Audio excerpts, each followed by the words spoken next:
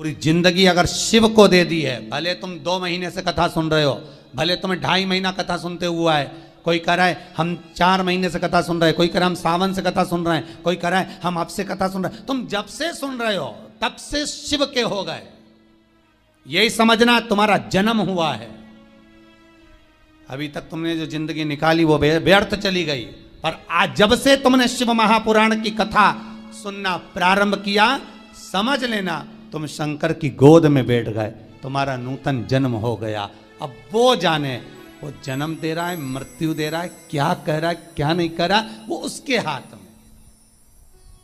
और निवेदन करूंगा, गाड़ी का एक्सीडेंट हुआ कोई बात नहीं, गाड़ी तो फिर आ जाएगी, बाबा फिर करुणा कर देगा, पर जान है तो जहान है।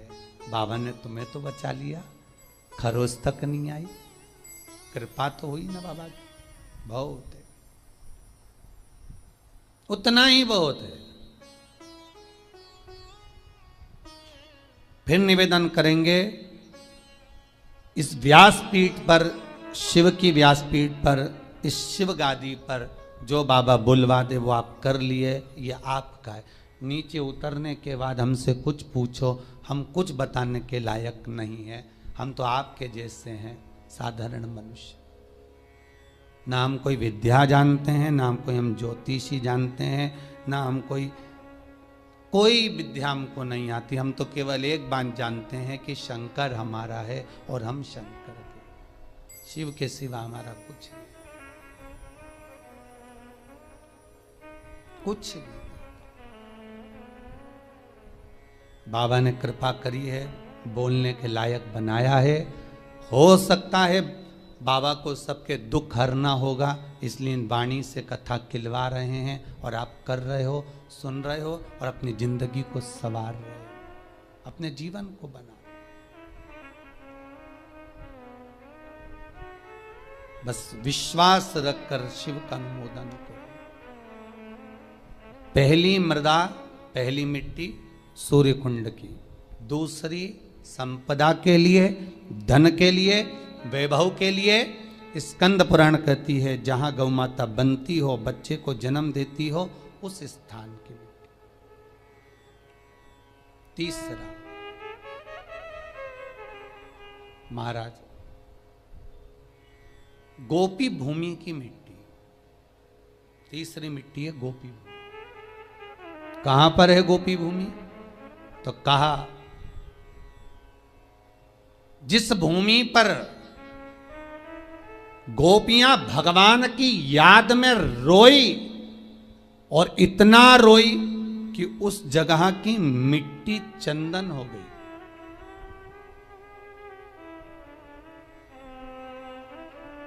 जहां पर गोपियां रोई और उस जगह की मिट्टी चंदन हो गई, वो गोपी भूमि सौराष्ट्र, गुजरात, द्वारका जी से 12 किलोमीटर की दूरी पर भेट द्वारका जाते समय बीच में पड़ता है गोपी तालाब, गोपी भूमि।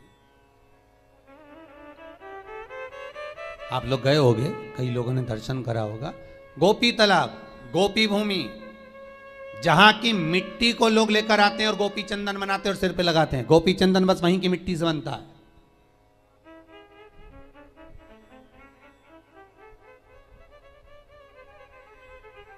तीसरी मिट्टी, तीसरी मृदा, गोपी भूमि, जिस भूमि पर गोपियां भगवान से मिलने के लिए गई थी और इंतजार करते करते कब द्वारका नाथ आएंगे, कब द्वारकाधीश हमें दिखेंगे, कब ठाकुर हमें दिखेगा, उस भूमि पर ठाकुर का इंतजार करती हैं। जब भगवान कृष्ण नहीं आए तब उन गोपियों ने शिव को बुलाया, इसलिए गोपी तालाब के पास में शंकर का मंदिर है।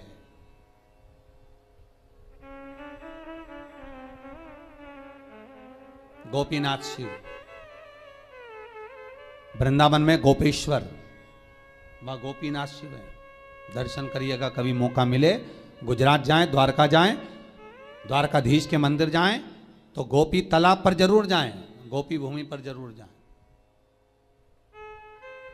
इंतजार करती है, जब कृष्ण नहीं आए तब गोपियां शिव को पुकारी, भगवान शंकर एक गोपी का रूप रखकर आए। 2 बार मेरा शंकर गोपी बना है, एक वृंदावन की रज में गोपेश्वर महादेव, दूसरी बार इन गोपियों के बीच में सांत्वना देने के लिए, समझाने के लिए, इनके प्रेम को धीर बंधाने के लिए। बहुत जरूरी है महाराज, आप किसी के सुख में जाकर भड़े ना खड़े हो, पर दुख में कम से कम एक बार जाकर कह सकते हो चिंता करने की जरूरत नहीं है, बैठे हैं अभी हम।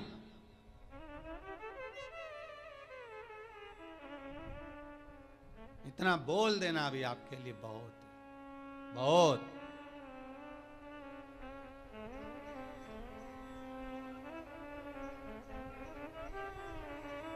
अरे क्यों चिंता करते हो? किसी का विल पावर मजबूत करो बस।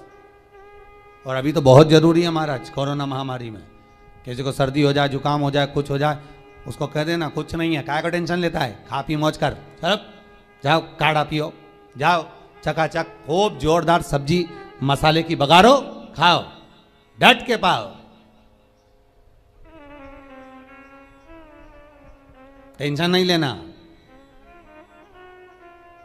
अलमस्त जिंदगी जियो।